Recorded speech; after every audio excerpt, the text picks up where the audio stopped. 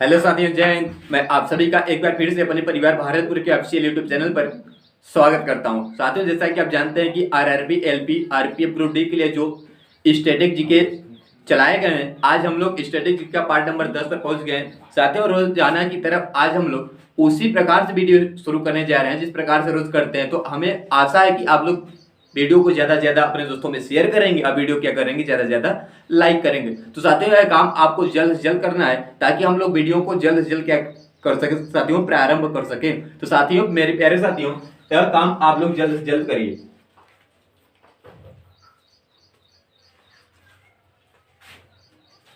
तो चलिए साथियों, हम लोग चलते हैं प्रश्न नंबर 1 की तरफ अपने। आइए देखते हैं कि प्रश्न नंबर 1 क्या दिया गया है। साथियों, प्रश्न नंबर 1 आपका दिया गया है कि भारत में राष्ट्रीय खेल दिवस कब मनाया जाता है। साथियों, प्रश्न बहुत ही अच्छा है, प्रश्न लेवल का है। प्रश्न यह कई बार आपके कई एग्जामों में पूछा गया है कि भारत में राष्ट्रीय खेल दिवस कब मनाया जाता है। पहला आपका ऑप्शन दिया गया 27 मई भी आपका देगा, 21 जून सी आपका देगा, 29 अगस्त डी आपका देगा, 2 अक्टूबर। प्यारे साथियों, बताएंगे कि इस प्रश्न का सही आंसर क्या होगा। यदि प्रश्न के सही आंसर की बात करेंगे हम लोग, आपका सही आंसर हो जाएगा 29 अगस्त। क्या हो जाएगा? 29 अगस्त को भारत में क्या मनाया जाता है? राष्ट्रीय खेल दिवस मनाया जाता है। थोड़ा बात करें इसके बारे में, यदि थोड़ा बात करें तो किसकी याद में मनाया जाता है साथियों? यदि किसकी याद में भारत में राष्ट्रीय खेल दिवस मनाया जाता है तो आपका हो जाएगा मेजर ध्यानचंद। क्या हो जाएगा? मेजर ध्यानचंद की याद में। मेजर ध्यानचंद हो जाएगा साथियों। मेजर ध्यानचंद की याद में भारत में राष्ट्रीय खेल दिवस मनाया जाता है। साथियों, बात करेंगे और यदि हम लोग बात करें कि इन्हें क्या कहा जाता है तो इन्हें कहा जाता है हॉकी का जादूगर। क्या कहा जाता है?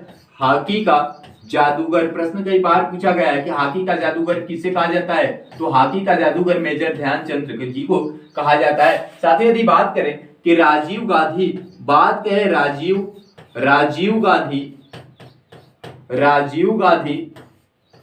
खेल रत्न पुरस्कार, राजीव गांधी खेल रत्न पुरस्कार का नाम बदलकर नाम क्या कर दिया गया? नाम परिवर्तित करके साथियों, नाम परिवर्तित करके क्या कर दिया गया? तो मेजर ध्यानचंद खेल रत्न पुरस्कार कर दिया। क्या कर दिया? मेजर ध्यानचंद खेल रत्न पुरस्कार कर दिया। तो साथियों, यह प्रश्न आपके लिए बहुत ही इंपॉर्टेंट बन जाता है। कई बार यह प्रश्न पूछा भी गया है कि राजीव गांधी खेल रत्न पुरस्कार का नाम बदलकर क्या कर दिया गया है तो आपका हो जाएगा मेजर ध्यानचंद। क्या हो जाएगा? मेजर ध्यानचंद। हॉकी का जादूगर इन्हें कहा जाता है और इन्हीं की याद में 29 अगस्त को भारत में क्या मनाया जाता है? तो भारत में राष्ट्रीय खेल दिवस मनाया जाता है। अच्छी तरीके से नोट करेंगे। आइए बढ़ते हैं प्रश्न नंबर 2 की तरफ। अब साथियों, मेरे प्यारे साथियों, आप लोग वीडियो को ज्यादा से ज्यादा अपने दोस्तों में शेयर करेंगे और वीडियो क्या करेंगे? लाइक करेंगे, क्योंकि साथियों इस बार आरआरबी, एलपी में नौकरी क्या करनी है? पक्की करनी है। प्रश्न नंबर 2 दिया कि रबिया दुर्गानी किस मुगल शासक की पत्नी थी। प्रश्न बहुत ही लेवल का है साथियों। बताएंगे कि प्रश्न का सही आंसर क्या होगा कि रबिया दुर्गानी किस मुगल शासक की पत्नी थी। बात करेंगे इसके प्रश्न के सही आंसर की तो आपका हो जाएगा क्या हो जाएगा? औरंगजेब। क्या बन जाएगा? औरंगजेब। तो औरंगजेब की पत्नी कौन थी? तो औरंगजेब की पत्नी हो जाएगी रबिया दुर्गानी। क्या हो जाएगा? रबिया दुर्गानी। तो साथियों, बात करेंगे कि बीबी की मकबरे की बात करेंगे तो आपका हो जाएगा बीबी का मकबरा कहां पर है? तो बीबी का मकबरा हो जाएगा आपका हो जाएगा औरंगाबाद। कहां पर हो जाएगा? बीबी का मकबरा कहां पर है? तो बीबी का मकबरा आपका हो जाएगा औरंगाबाद में। औरंगाबाद कहां पर है साथियों? तो औरंगाबाद आपका हो जाएगा महाराष्ट्र में। कहां पर हो जाएगा? महाराष्ट्र में। अच्छी तरीके से क्या करेंगे? नोट करेंगे। औरंगजेब की बात करेंगे तो इन्हें जिंदा पीर कहा जाता है। क्या कहा जाता है? जिंदा पीर कहा जाता है। प्रश्न कई बार पूछा गया है कि किस मुगल शासक को जिंदा पीर के नाम से जाना जाता है? किस मुगल शासक को जिंदा पीर के नाम से जाना जाता है? तो आपका हो जाएगा औरंगजेब। क्या बन जाएगा? औरंगजेब। बीबी का मकबरा कहां पर स्थित है? तो बीबी का मकबरा आपका हो जाएगा कहां पर? औरंगाबाद कहां पर है? आपका हो जाएगा महाराष्ट्र। एलोरा एलिफेंटा बादामी गुफा कहां पर है? यदि प्रश्न ये भी पूछ लिया जाए कि एलोरा की गुफा और बादामी गुफा और एलिफेंटा की गुफा किस राज्य में स्थित है तो आपका हो जाएगा महाराष्ट्र। इस बात को भी आप क्या करेंगे? नोट करेंगे। साथियों, आइए बढ़ते हैं प्रश्न नंबर 3 की तरफ कि प्रश्न नंबर 3 क्या दिया गया है। वीडियो को ज्यादा से ज्यादा अपने दोस्तों में शेयर करिए और वीडियो क्या करिए? लाइक करिए। साथियों, आइए देखते हैं प्रश्न नंबर आपका 3 क्या दिया गया है, प्रश्न नंबर 3 की तरफ हम लोग बढ़ते हैं। प्रश्न नंबर 3 भी बहुत ही लेवल का प्रश्न आपका दिया गया है। दिया गया भारतीय अर्थव्यवस्था है, सभी साथी बताएंगे कि भारतीय अर्थव्यवस्था कैसी अर्थव्यवस्था है। यदि आप लोगों को याद हो कि आरआरबी एनटीपीसी की जो परीक्षाएं हुई थी उन परीक्षाओं में प्रश्न कई बार रिपीट हुआ था। साथियों उन परीक्षाओं में प्रश्न कई बार रिपीट हुआ था कि भारतीय अर्थव्यवस्था कैसी है। पहला आपका देगा भारतीय अर्थव्यवस्था है, पूंजीवादी अर्थव्यवस्था है, मिश्रित अर्थव्यवस्था है, उपरोक्त में से सभी। साथियों ये प्रश्न थोड़ा हम बात करेंगे ऑप्शन के बारे में, तो ये भारतीय नहीं होगा, ये होगा सामाजिक। क्या हो जाएगा, सामाजिक अर्थव्यवस्था। साथियों थोड़ा त्रुटि हो गई है, तो आपका बन जाएगा सामाजिक अर्थव्यवस्था है, पूंजीवादी अर्थव्यवस्था है, मिश्रित अर्थव्यवस्था है, और आपका दिया गया डी उपरोक्त में से सभी। साथ ही बात करेंगे प्रश्न के सही आंसर की, तो आपका हो जाएगा का मिश्रित अर्थव्यवस्था। क्या हो जाएगा, मिश्रित अर्थव्यवस्था हो जाएगा। साथियों क्या करेंगे, अच्छी तरीके से नोट करेंगे। यदि सामाजिक अर्थव्यवस्था की बात कर दें, यदि सामाजिक अर्थव्यवस्था की बात करें, आपका इसमें आ जाता है प्राइवेट सेक्टर। क्या हो जाएगा, तो हो जाता है प्राइवेट सेक्टर।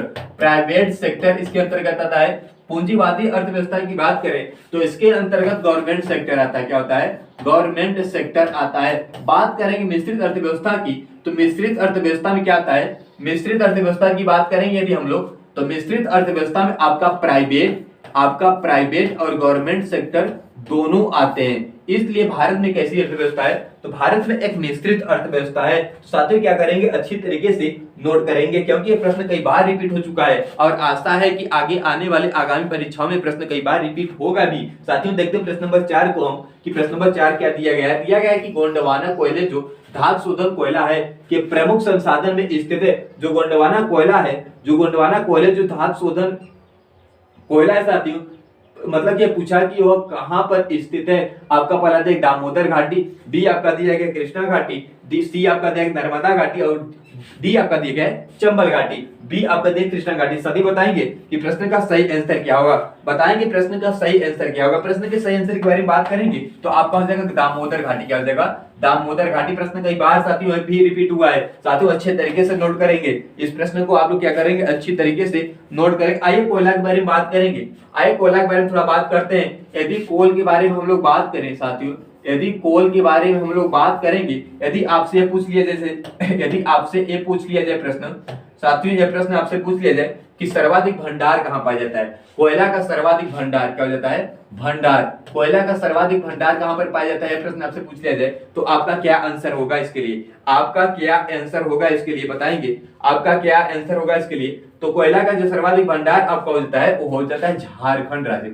कौन सा राज्य, झारखंड में कोयले का सर्वाधिक भंडार पाया जाता है। और कौन से चट्टानों पर पाया जाता है, बात करेंगे कि कौन से चट्टानों पर पाया जाता है, तो आपका जो गोंडवाना चट्टान क्या हो जाएगा, गोंडवाना, जैसा कि यहाँ दिया गया है गोंडवाना चट्टान। तो प्रश्नार्थियों अच्छी तरीके से क्या करेंगे, नोट करेंगे, क्या करेंगे, नोट करेंगे। और यदि पूछ लिया कि भारत में सर्वाधिक कोयला कौन सा पाया जाता है, भारत में सर्वाधिक कोयला, यदि पूछ लिया जाए भारत में सर्वाधिक कोयला कौन सा पाया जाता है, भारत में सर्वाधिक कोयला किस प्रकार का पाया जाता है, आपका आंसर क्या होगा इसके लिए, आपका आंसर क्या होगा इसके लिए। यदि बात करें भारत में सर्वाधिक कोयला कौन सा पाया जाता है, आपका होता है बिटुमिनस। क्या हो जाएगा, बिटुमिनस, बिटुमिनस कोयला भारत में सर्वाधिक पाया जाता है। अच्छी तरीके से क्या करेंगे, नोट करेंगे। जैसे कि यह प्रश्न पूछ लिया जाए आपको कि भारत में कितने प्रकार के कोयले पाए जाते हैं, कोयले के प्रकार। यदि आपसे पूछ लिया कि भारत में कितने प्रकार के कोयले पाए जाते हैं, कोयले के प्रकार, तो आपका क्या आंसर होगा, तो आपका आंसर आएगा 4। कितना आएगा, 4। भारत में मुख्यतः 4 प्रकार के कोयले पाए जाते हैं। कितने पाए जाते हैं, 4 प्रकार के कोयले पाए जाते हैं। आइए बात करते हैं कोयले की। तो पहला आपका हो जाएगा एंथ्रेसाइट। क्या हो जाएगा, एंथ्रेसाइट, पहला आपका हो जाएगा एंथ्रेसाइट हो जाएगा। दूसरा आपका हो जाएगा बिटुमिनस। क्या हो जाएगा, दूसरा आपका हो जाएगा बिटुमिनस हो जाएगा। साथियों अच्छी तरीके से क्या करेंगे, नोट करेंगे।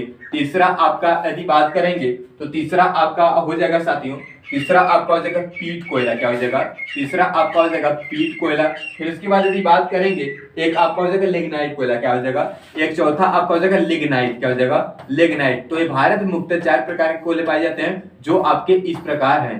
पहला आपका हो जाएगा एंथ्रेसाइट, बिटुमिनस, पीट, फिर उसके बाद क्या हो जाता है, लिग्नाइट हो जाता है। यदि पूछ लेगा सबसे अच्छी प्रकार कोयला, सबसे सर्वोत्तम प्रकार का कोयला कौन सा माना जाता है, साथियों आपका आंसर क्या होगा, सबसे सर्वोत्तम प्रकार का कोयला। यदि आपसे पूछ लिया जाए कि सबसे सर्वोत्तम प्रकार का कोयला क्या होता है, सबसे सर्वोत्तम प्रकार का पूछ लिया जाए कि सबसे सर्वोत्तम सबसे सर्वोत्तम प्रकार का कोयला कौन होता है? आप लोग का आंसर क्या होगा? तो आप लोग बताएंगे क्या? एंथ्रेसाइट। क्या बताएंगे? एंथ्रेसाइट बताएंगे। क्या बताएंगे? एंथ्रेसाइट। एंथ्रेसाइट सबसे अच्छा कोयला माना जाता है। अब सबसे खराब कोयला कौन होता है? सबसे बेकार कोयला कौन होता है? आप लोगों का आंसर क्या आएगा? तो सबसे बेकार आपका कोयला हो जाएगा पीट कोयला। क्या हो जाएगा? पीट कोयला। तो सबसे सर्वोत्तम प्रकार का कोयला आपका हो जाएगा एंथ्रेसाइट और सबसे खराब कोयला आपका हो जाएगा पीट कोयला। क्या हो जाएगा? पीट कोयला। अच्छी तरीके से क्या करेंगे? नोट करेंगे। नोट करते हो क्या बढ़ेंगे प्रश्न नंबर 5 की तरफ। आए देखते हैं प्रश्न नंबर 5 क्या दिया गया है। वीडियो को ज्यादा से ज्यादा साथियों अपने दोस्तों में शेयर करिए और वीडियो क्या करें? लाइक करिए ताकि हम लोग अच्छी तरीके से आपको पढ़ा सकें। साथियों प्रश्न नंबर 5 ने प्रकार दिया कि 15वें पुरुष FIH हॉकी वर्ल्ड कप का आयोजन किस वर्ष में किया गया था? सभी को बताएंगे कि 15वें पुरुष FIH हॉकी वर्ल्ड कप का आयोजन किस वर्ष में हुआ था? सभी साथी बताएंगे कि प्रश्न का सही आंसर क्या होगा। प्रश्न के सही आंसर के बारे में बात करेंगे। प्रश्न के यदि सही आंसर के बारे में बात करेंगे आपका हो जाएगा 2023 में। कब हो जाएगा? 2023 में। साथियों 2023 आपका क्या हो जाएगा? बिल्कुल सही हो जाएगा। 2023 क्या हो जाएगा? बिल्कुल सही हो जाएगा। साथियों यह कहां हुआ था? यदि बात करेंगे स्थान की, यदि बात करेंगे स्थान की, तो स्थान आपका हो जाएगा उड़ीसा। क्या बन जाएगा? आपका स्थान हो जाएगा उड़ीसा। साथियों क्या बन जाएगा? आपका स्थान क्या बन जाएगा? तो आपका स्थान बन जाता है उड़ीसा। अब बात करेंगे फर्स्ट नंबर पर कौन था? तो फर्स्ट नंबर पर आपका होता है जर्मनी। क्या हो जाता है? फर्स्ट नंबर कौन था? तो फर्स्ट नंबर पर आपका होता है जर्मनी। फिर बात करेंगे सेकंड नंबर पर कौन था? तो सेकंड नंबर आपका हो जाएगा बेल्जियम। क्या हो जाएगा? बेल्जियम। साथियों सेकंड नंबर पर आपका हो जाएगा बेल्जियम। अच्छी तरीके से क्या करेंगे? इसको भी नोट करेंगे। आइए देखते हैं प्रश्न नंबर 6 को कि प्रश्न नंबर 6 क्या दिया गया है। साथियों प्रश्न नंबर 6 दिया गया कि वास्को डी गामा ने किस वर्ष भारत पहुंचा था? जो वास्को डी गामा था वो किस वर्ष में भारत पहुंचा था? प्रश्न बहुत अच्छा दिया गया साथियों। प्रश्न बहुत ही बढ़िया है। बताएंगे प्रश्न का सही आंसर क्या होगा? 1488, 1498, 1518 और 1508। बताएंगे प्रश्न का सही आंसर क्या होगा। साथियों वास्को डी गामा सन 1498 में भारत पहुंचा था। स्थान की बात करेंगे तो स्थान आपका हो जाएगा कालीकट। क्या हो जाएगा? स्थान आपका हो जाएगा कालीकट। साथियों क्या हो जाएगा? कालीकट। यदि बात करें कालीकट कहां पर है? तो कालीकट आपका हो जाएगा केरल। कहां पर है साथियों? कालीकट आपका हो जाएगा केरल। स्थान आपका हो जाएगा कालीकट और ये कालीकट कहां पर है? कालीकट आपका होता है केरल राज्य में। कहां पर होता है? केरल राज्य में। अच्छी तरीके से क्या करेंगे? नोट करेंगे। जब केरल पहुंचा तो स्वागत किसने किया? प्रश्न कई बार पूछा गया है कि जब वास्को डी गामा कालीकट पहुंचा तो उसका स्वागत किसने किया था? तो स्वागत किसने किया साथियों बताएंगे। तो स्वागत करने वाले व्यक्ति का नाम हो जाता है स्वागत किसने किया? तो स्वागत करने वाले व्यक्ति का नाम हो जाता है जमोरिन। क्या होता है? जमोरिन ने वास्को डी गामा का स्वागत किया था। किसने किया था? जमोरिन। अच्छी तरीके से क्या करेंगे? नोट करेंगे। आइए देखते हैं प्रश्न नंबर 7 को कि प्रश्न नंबर 7 क्या दिया गया है। दिया गया कि निम्न में से किसमें शर्करा की मात्रा सबसे कम पाई जाती है? बताएंगे साथियों कि निम्नलिखित में से किसमें शर्करा की मात्रा सबसे कम पाई जाती है? यदि प्रश्न के आंसर के बारे में बात करेंगे आपका हो जाएगा आलू में शर्करा की मात्रा सर्वाधिक क्या पाई जाती है? कम पाई जाती है इनमें से। अब यदि बात करेंगे कि सर्वाधिक आलू उत्पादन कहां होता है? सर्वाधिक आलू का उत्पादन कहां पर होता है? तो सर्वाधिक आलू का उत्पादन आपका हो जाएगा कहां? सर्वाधिक आलू का उत्पादन आपका हो जाएगा उत्तर प्रदेश। कहां पर हो जाएगा? उत्तर प्रदेश हो जाएगा। क्या करेंगे? अच्छी तरीके से इसको नोट करेंगे। क्या करेंगे? अच्छी तरीके से इसको क्या करेंगे? नोट करेंगे। यदि आलू अनुसंधान की बात करेंगे हम लोग, आलू अनुसंधान की बात करेंगे तो आलू अनुसंधान कहां पर स्थित है? तो आलू अनुसंधान आपका हो जाएगा शिमला। कहां पर हो जाएगा? आलू अनुसंधान कहां पर है? तो आलू अनुसंधान आपका हो जाएगा शिमला हो जाएगा। कहां पर हो जाएगा? शिमला हो जाएगा। यदि सबसे मीठा पदार्थ की बात करें, सबसे मीठा पदार्थ तो सबसे मीठा पदार्थ क्या हो जाएगा साथियों? सबसे मीठा पदार्थ क्या हो जाएगा? बताएंगे कि सबसे मीठा पदार्थ क्या होता है। सबसे मीठे पदार्थ के बारे में बात करेंगे तो आपका हो जाएगा फ्रक्टोज। क्या हो जाएगा? फ्रक्टोज। अच्छी तरीके से क्या करेंगे?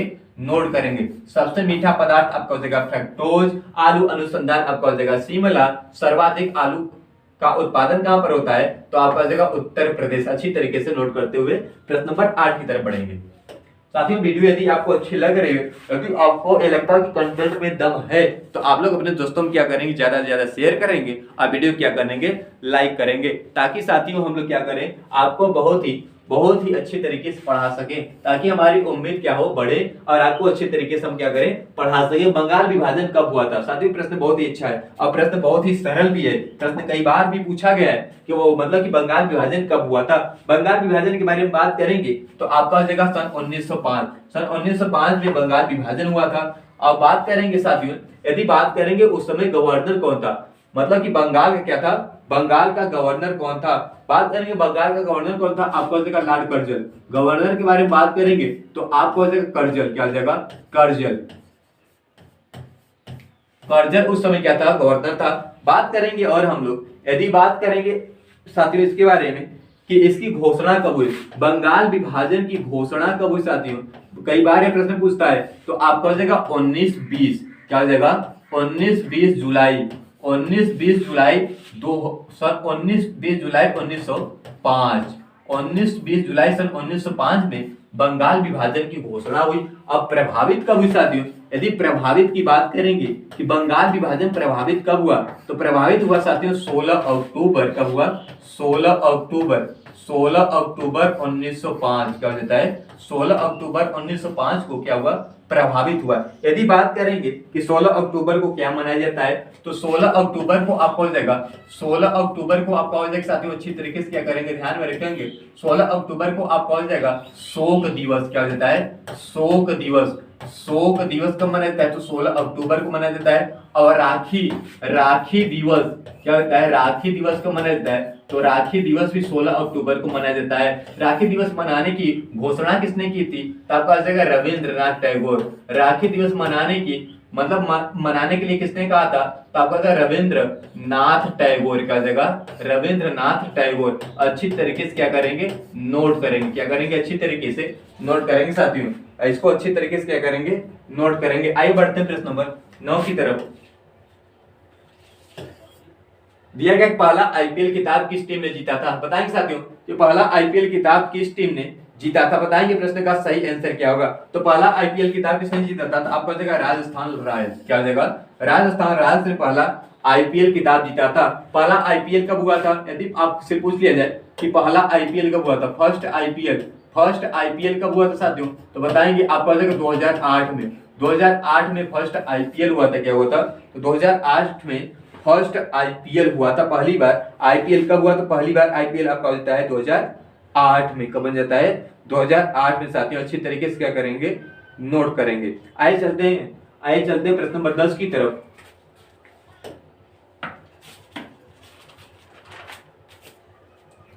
साथियों दिया गया कि 2011 की जनगणना के अनुसार भारत का साक्षरता दर है, बताएंगे प्रश्न का सही आंसर क्या होगा कि 2011 के जनगणना के अनुसार भारत का साक्षरता दर क्या है। साथियों बता दें कि इस बार जो एसएससी जीडी की परीक्षाएं हुई थी, उन परीक्षाओं में प्रश्न रिपीट हुआ था। साथियों उन परीक्षाओं में प्रश्न रिपीट हुआ था, आपके लिए प्रश्न क्या बनता है, बहुत ही इंपॉर्टेंट बन जाता है कि 2011 की जनगणना के अनुसार भारत का साक्षरता दर कितना है, बताएंगे प्रश्न का सही आंसर क्या होगा। तो प्रश्न का सही आंसर हो जाएगा 74.04%। कितना हो जाएगा? 74.04%। यदि बात करेंगे फर्स्ट मतलब कि प्रथम बार, यदि बात करेंगे प्रथम बार 100% साक्षरता दर किस राज्य ने हासिल किया, मतलब कि पहली बार 100% साक्षरता दर कौन सा राज्य ने, मतलब कि कौन सा राज्य ने साथियों हासिल किया, तो आपका हो जाएगा नागालैंड। क्या हो जाएगा? नागालैंड ने प्रथम बार 100% साक्षरता दर का रैंक हासिल किया। किसने? तो आपका हो जाएगा नागालैंड। सर्वाधिक साक्षरता वाला जिला राज्य की बात करेंगे, सर्वाधिक साक्षरता वाला यदि राज्य की बात करेंगे तो सर्वाधिक साक्षरता वाला राज्य कौन हो जाता है, आप लोग जानते हैं क्या बन जाता है? केरल। और सबसे कम बात करेंगे, सबसे कम क्या बात करेंगे, सबसे कम की बात करेंगे तो आप लोग जानते हैं क्या हो जाएगा? बिहार हो जाएगा। क्या हो जाएगा? बिहार। तो इसको भी अच्छी तरीके से क्या करेंगे, नोट करेंगे। आगे बढ़ते हैं प्रश्न नंबर 11 की तरफ। दिया गया है कि निम्नलिखित में से दुनिया का तीसरा सबसे ऊंचा पर्वत है, बताएंगे साथियों बताएंगे दुनिया का सबसे तीसरा ऊंचा पर्वत कौन सा है? एवरेस्ट, अन्नपूर्णा, कंचनजंगा, केटू। बताएंगे कि प्रश्न का सही आंसर क्या होगा। सभी साथी बताएंगे कि प्रश्न का सही आंसर क्या होगा। साथियों प्रश्न का आंसर आना चाहिए कि इस प्रश्न का सही आंसर क्या हो जाएगा। तो प्रश्न का सही आंसर आपका हो जाएगा कंचनजंगा। क्या हो जाएगा? कंचनजंगा। साथियों क्या हो जाएगा?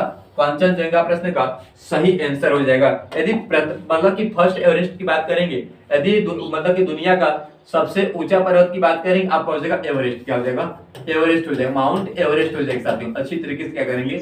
नोट करेंगे। दूसरे की बात करेंगे तो आपका हो जाएगा केटू, केटू गार्डवेन हो जाएगा। तीसरे की बात करेंगे तो तीसरा आपका हो जाएगा कंचनजंगा। क्या हो जाएगा? कंचनजंगा हो जाएगा। अच्छी तरीके से क्या करेंगे? नोट करेंगे। फर्स्ट एवरेस्ट, दूसरा केटू, तीसरा आपका हो जाएगा कंचनजंगा। आइए देखते हैं प्रश्न नंबर 12 को कि 12 क्या दिया गया है। साथियों वीडियो को ज्यादा से ज्यादा अपने दोस्तों में शेयर करिए और वीडियो क्या करिए? लाइक करिए। आइए दिया गया है कि 1908 ईस्वी में बाल गंगाधर यहाँ आपका हो जाएगा बाल गंगाधर तिलक को बंदी बनाकर कहां भेज दिया गया था?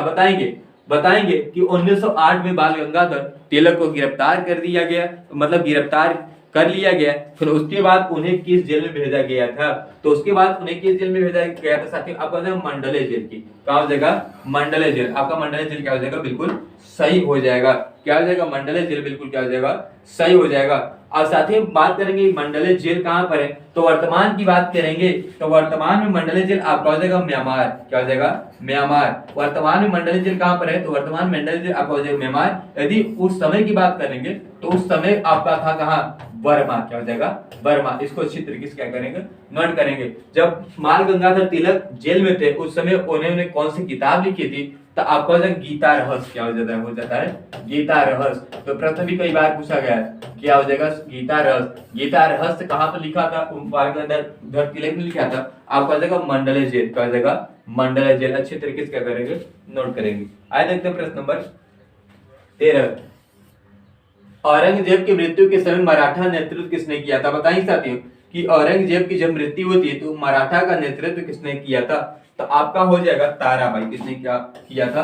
तो प्रश्न का सही आंसर हो जाएगा ताराबाई। यदि बात करेंगे औरंगजेब की समय सीमा की बात करेंगे तो हो जाता है सन 1657 से सन 1707 सन 1657 से सन 1707। जिंदा पीर कहा जाता है, जैसा कि आप जानते हैं जिंदा पीर के नाम से जाना जाता है, या मुगल शासक जिंदा पीर के नाम से जाना जाता है। अब बात करेंगे पूरे मुगल शासक में सर्वाधिक शासन करने वाला मुगल शासक क्या हो जाता है? सर्वाधिक शासन करने वाला मुगल शासक बन जाता है। अच्छी तरीके से क्या करेंगे? नोट करेंगे। प्रश्न कई बार पूछा गया है कि ऐसा कौन सा मुगल शासक था जो सर्वाधिक का किया था, राज किया था? आपका जगह औरंगजेब। समय सीमा सन 1757 से 1707। तो बात करेंगे साथ में प्रश्न नंबर 14 की। आपका दिया गया भारत के निम्नलिखित में से किस पड़ोसी देश का क्षेत्रफल सबसे अधिक? बताएंगे कि भारत के निम्नलिखित में से किस पड़ोसी देश का क्षेत्रफल सबसे अधिक है? साथ ही बताएंगे प्रश्न का सही आंसर क्या होगा। बात करेंगे तो आपका सही आंसर हो जाएगा चीन। क्या हो जाएगा? प्रश्न का सही आंसर हो जाएगा साथियों आपका क्या हो जाएगा? चीन हो जाएगा। तो इस प्रश्न का सही आंसर क्या हो जाएगा? चीन। भारत के निम्नलिखित में से किस पड़ोसी देश का क्षेत्रफल सबसे अधिक है? तो आपका हो जाएगा चीन। क्या हो जाएगा? चीन। आइए देखते हैं प्रश्न नंबर 15 को कि 15 क्या दिया गया है। दिया गया आनुवंशिकी का जनक किसे कहा जाता है? बताएं साथियों कि आनुवंशिकी का जनक किसे कहा जाता है। प्रश्न बहुत ही सरल है साथियों, प्रश्न बहुत ही सरल है। बताएंगे कि आनुवंशिकी का जनक किसे कहा जाता है? आपका ग्रेगर जॉन मेंडल। क्या हो जाएगा? ग्रेगर जॉन मेंडल को आनुवंशिकी का जनक कहा जाता है। क्या कहा जाता है? आनुवंशिकी का जनक कहा जाता है। रॉबर्ट हुक की बात करेंगे तो इसने क्या किया था? सेल की खोज किसने किया? तो सेल की खोज हो जाएगा रॉबर्ट हुक। क्या हो जाएगा? Robert Hooke. बात करेंगे यदि जीन शब्द किसने दिया? जीन शब्द किसने दिया साथियों? बताएंगे जीन शब्द किसने दिया? तो जीन शब्द किसने दिया साथियों? आपका हो जाएगा जॉनसन। किसने दिया? जॉनसन। आपका क्या हो जाएगा? जॉनसन। जीन को कारक किसने कहा? जीन को कारक किसने कहा? बताएंगे कि जीन को कारक किसने कहा? तो आपका हो जाएगा ग्रेगर जॉन मेंडल। किसने कहा? Gregor John Mendel. क्या हो जाएगा? ग्रेगर जॉन मेंडल ने जीन को कहा कारक कहा। अच्छी तरीके से क्या करेंगे? नोट करेंगे। साथियों स्टैटिक जीके का पार्ट नंबर 10 यहीं पर समाप्त होता है। यदि आप लोगों को वीडियो अच्छी लगी है तो आप लोग वीडियो को ज्यादा से ज्यादा शेयर करेंगे और वीडियो क्या करेंगे अपने दोस्तों में लाइक करेंगे। साथियों आप वीडियो क्या करेंगे साथियों, लाइक करेंगे। साथियों मिलते हैं आप सभी से आगे नेक्स्ट वीडियो में, तब तक के लिए आप सभी को जय हिंद।